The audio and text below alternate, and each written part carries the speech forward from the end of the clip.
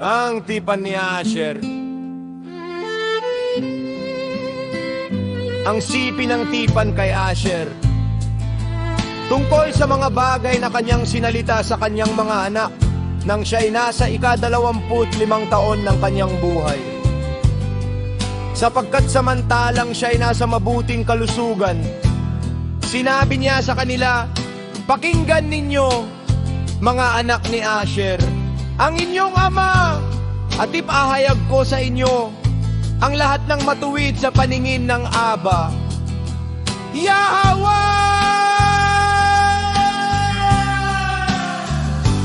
200 ang ibinigay ng alahaya sa mga anak ng tao, at 2 hilig, at 2 uri ng kilos, at 2 paraan ng pagkilos, at 2 wakas. Kaya't ang lahat ng bagay ay magkapares, isa laban sa isa, sapagkat may 200 ng mabuti at masama, at kasama nito ang 2 hilig sa ating dibdib na siyang nagtatangi sa mga ito.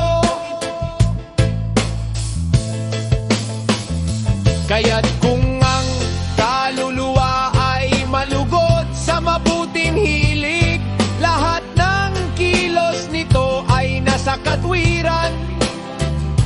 At kung ito'y magkasala, agad itong nagsisisi. Sapagkat kung ang mga pag-isip nito ay nakatuon sa katuwiran, na titinataboy ang kasamaan, agad nitong ibinabagsak ang masama at inaalis ang kasalanan. Ngunit kung ito'y sumandal sa masamang hilig, lahat ng kilos nito ay nasa kasamaan. At itinataboy nito ang mabuti at kumakapit sa masama, at pinaghaharing ni Beliar, kahit pa ito'y gumawa ng mabuti, kanyang ibinabaluktot ito tungo sa kasamaan.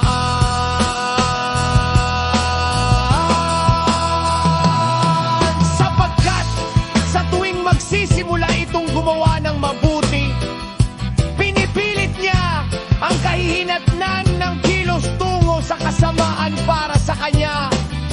Yamang ang kayamanan ng hilig ay puspos ng masamang espiritu.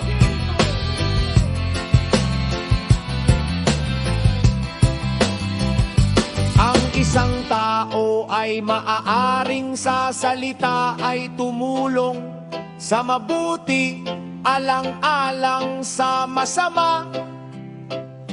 Ngunit ang kahihinatnan ng kilos ay patungo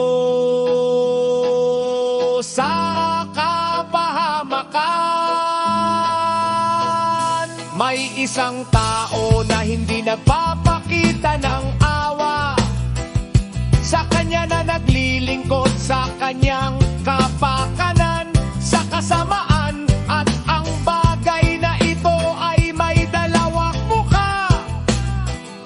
Ngunit ang kabuuan ay masama.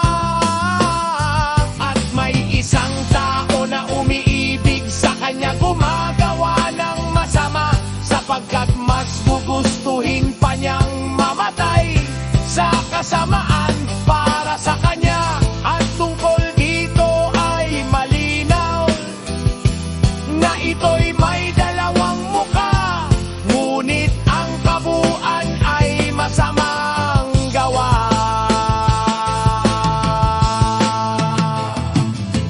Kahit na siya'y may pag-ibig, masama pa rin siya na nagkukubli ng masama, alang-alang sa mabuting pangalan. Ngunit ang wakas ng kilos ay nauwi sa kasamaan.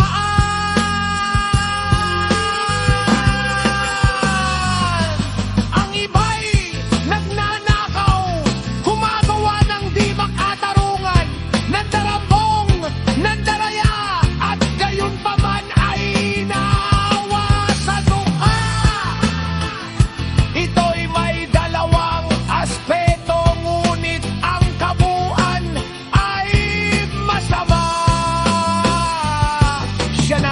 dinadaya, sa kanyang kapwa ay nagbubuyag sa alahaya, at sumusumpa ng kabulaanan laban sa kataas-taasan, at gayon pa man ay naawa sa dukha.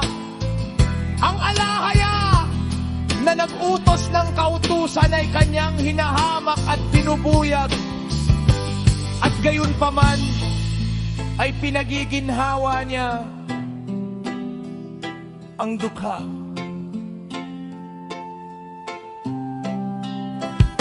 Nilalapastangan niya ang